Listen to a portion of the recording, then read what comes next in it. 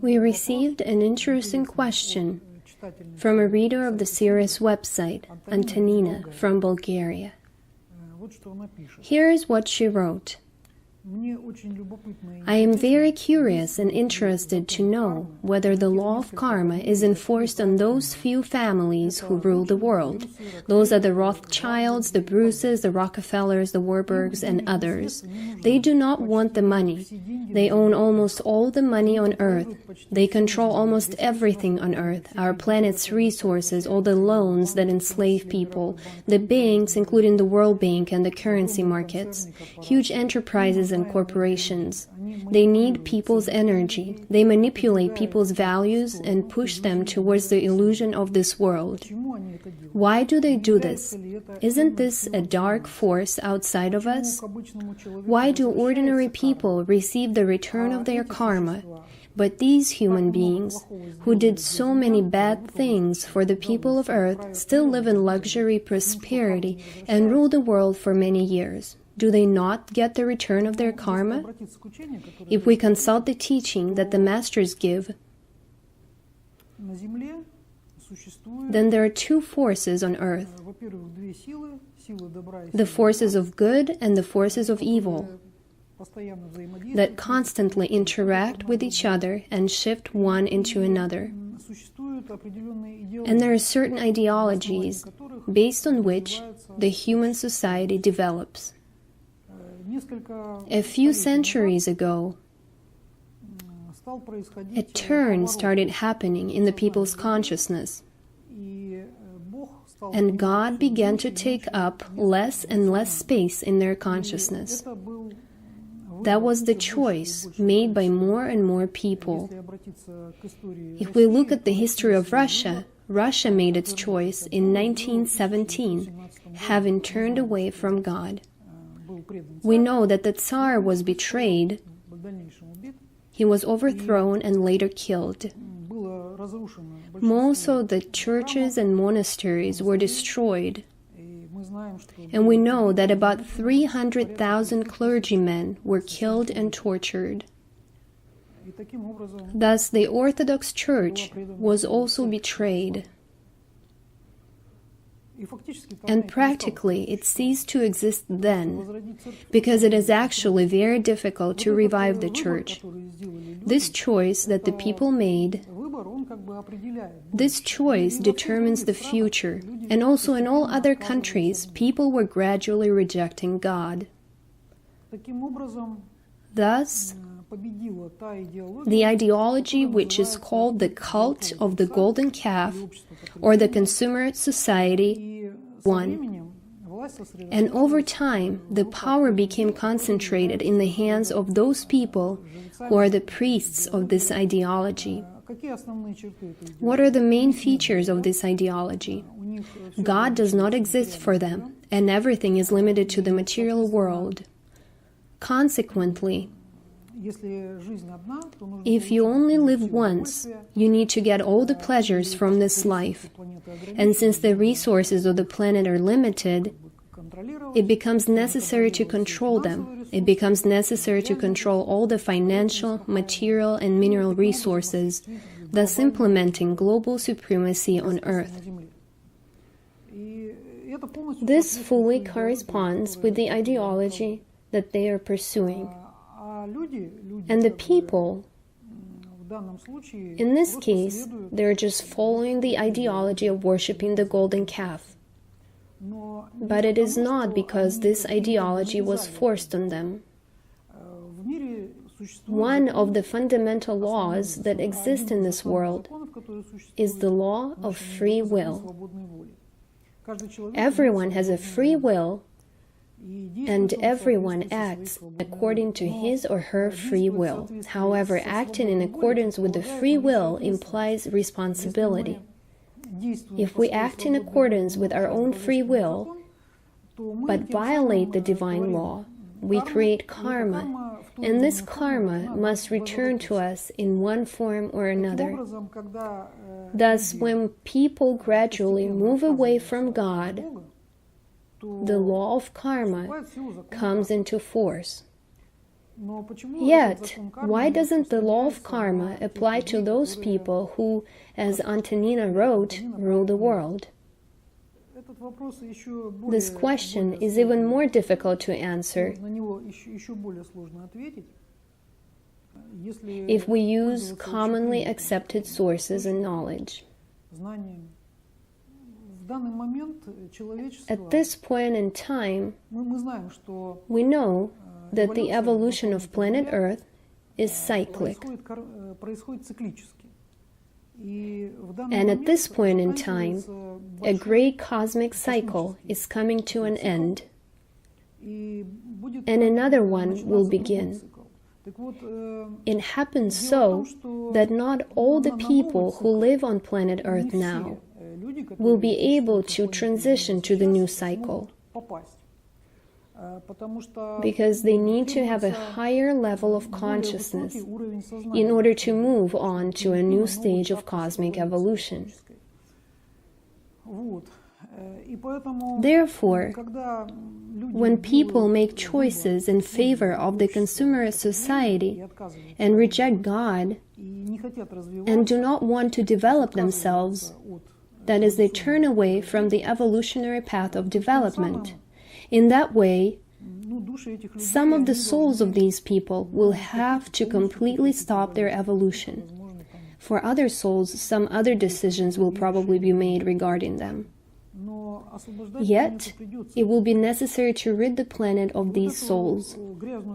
Someone has to do this dirty work of liberating the planet from those souls who are not suitable for cosmic evolution, for further spiritual evolution on the planet.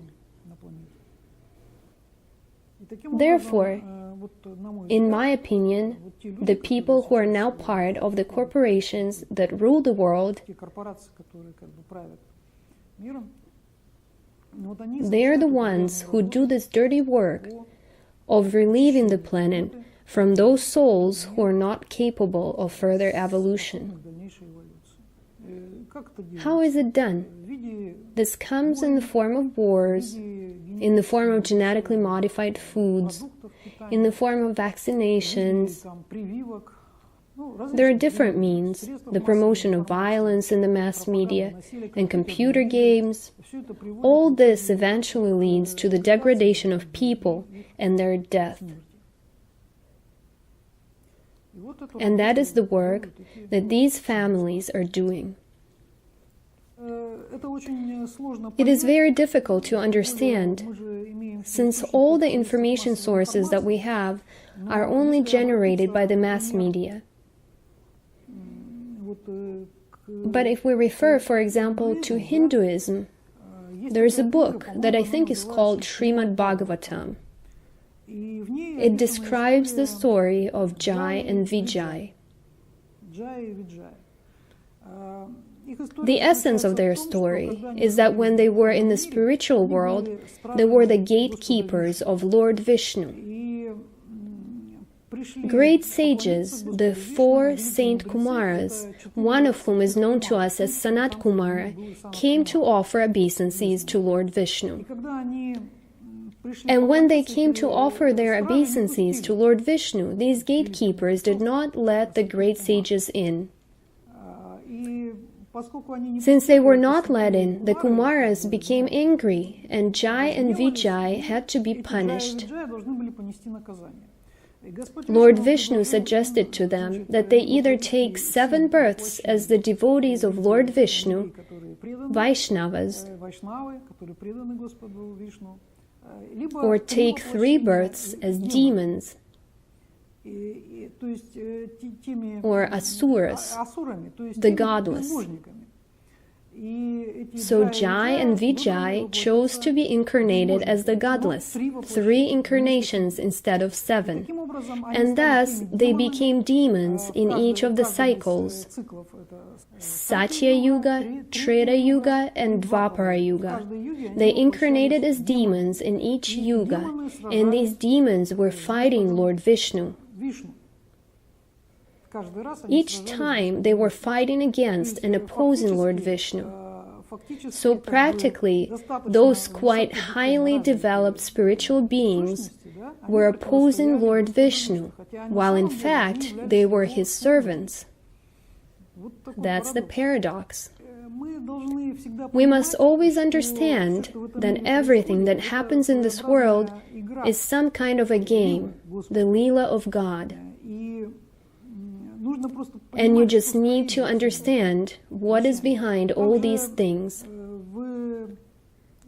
Similarly, in Christianity, not everything is clear enough. There is the book of Job that states clearly. You can actually read this book that Satan is in fact in the service of God. That is when it was necessary to deprive Job of his family, his health.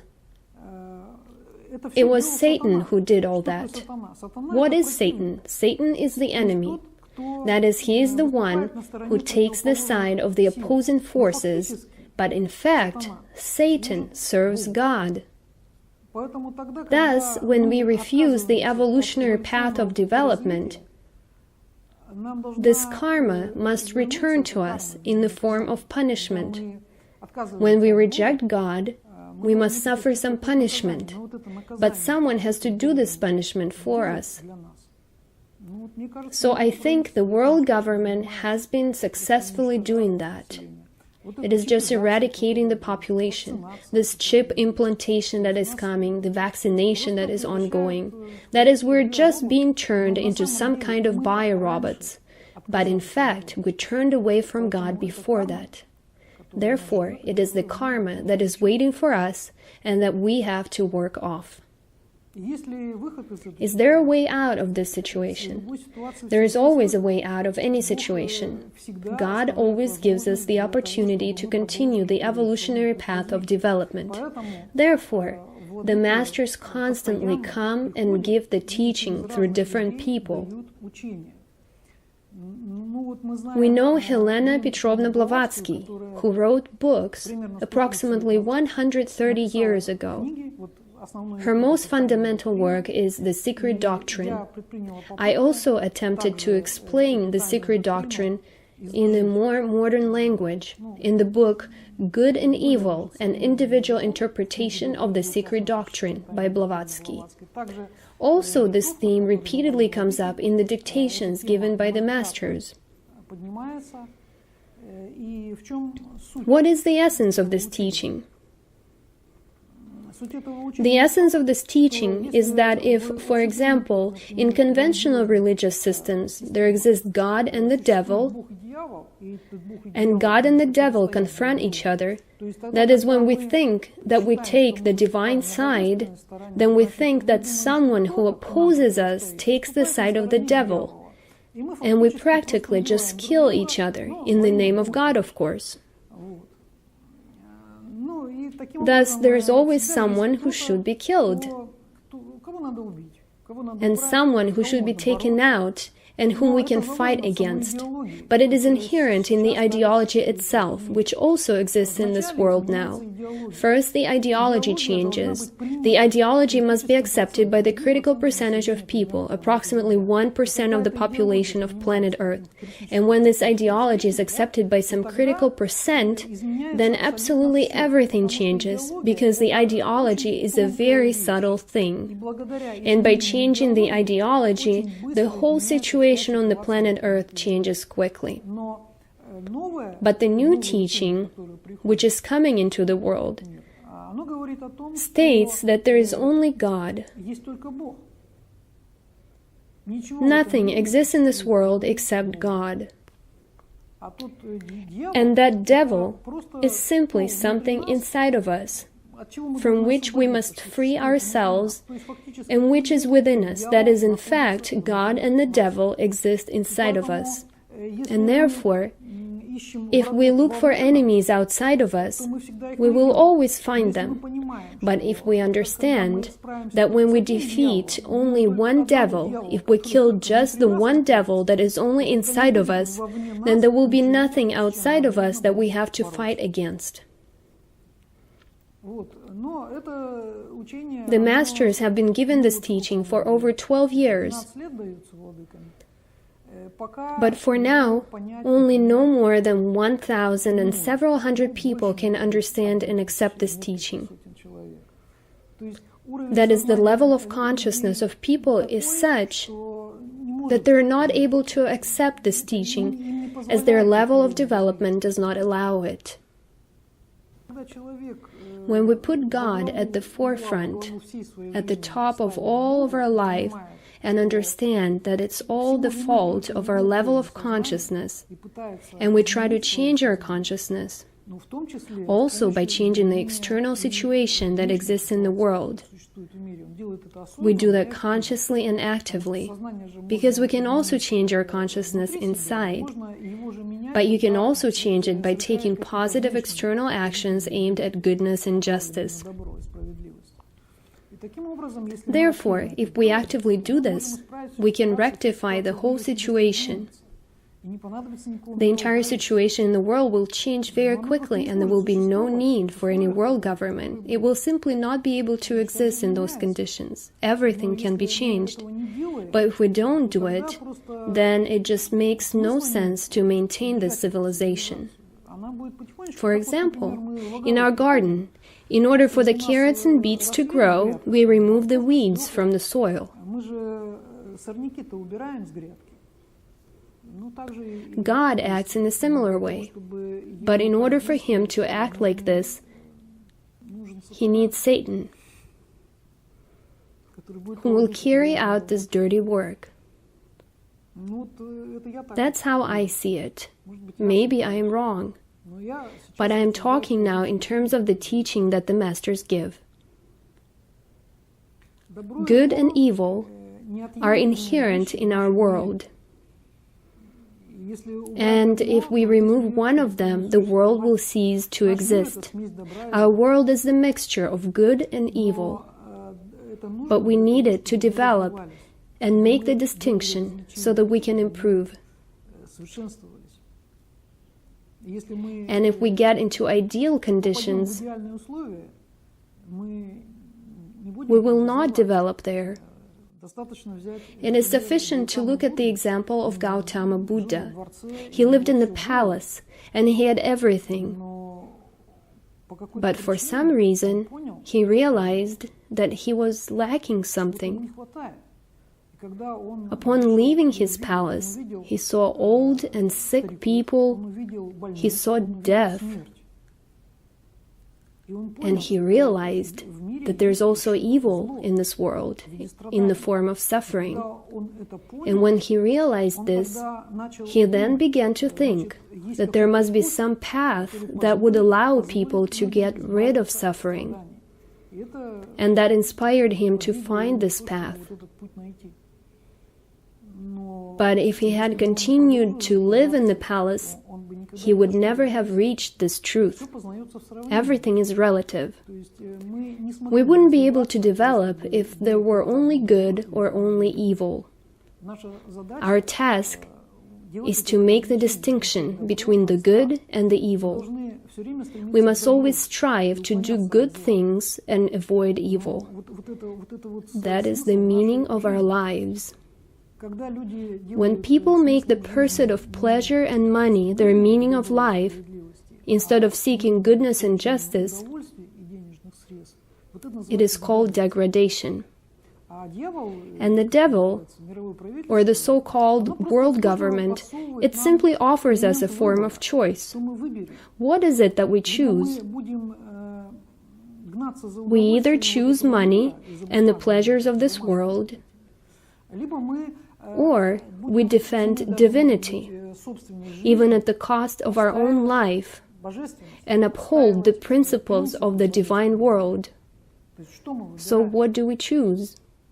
And when we, even at the cost of our own life, stand for goodness and justice, God and our ideals, then we save our life. That is the eternal life, the life of our individuality.